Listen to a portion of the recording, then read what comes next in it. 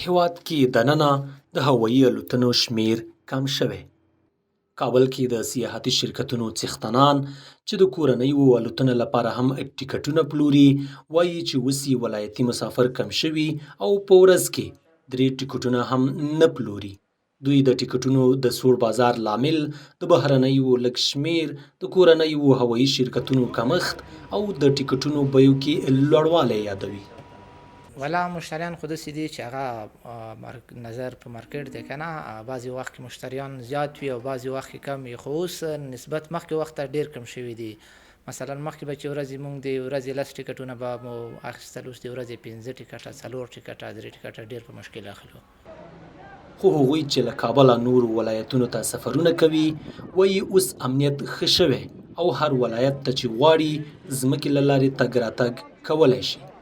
دوی د ځمکې له لارې سفر له اقتصادي پلوه غوره بولي ځکه خو اوس له کابله شمالي ولایتونو ته د دا ډول مسافرو شمیر زیاد شوی. واقعا از این کسایی که اگر نداشتن هم کوشش میکردن از طریق هوایی بیاین بنابر امون وضعیت امنیتی بود که گاهن دزدا در راه بود به خاطر ازی. ځینې مسافر بیا هوایی سفر غوره بولي خو شکایت کوي چې د کورنیو هوایی شرکتونو شمیر کم دی او د ټیکټونو بیه هم لوړه ده ځکه خو خلک د ځمکې له لارې سفر غوره کوي. مسافرت هوایی خوب است اما نسبتا گرانتر است و فعلا در این شرایط هوایی هم زیاد میسر نمیشود به خاطر که دلایزهای هوایی زیاد باز نیست و ما از طریق زمینه سفر میکنیم. مشکلات خود داره به خاطر که مشکلات سالنگ است، راه ما دور است، اکثریت راه ما خراب است. احساس راحتی میکنیم به خاطر که راه امن است، ما میتونیم مسئول و با امنیت برویم. د سره کابل کې د ځمکنیو مسافر وړونکو شرکتونو څښتنان په دې وروستیو کې له خپلو کاروبارونو خوښ دي او وایي چې په ورځني ډول تر 150 مسافرو یوازې د هیواد شمالي ولایتونو ته لیږدوي.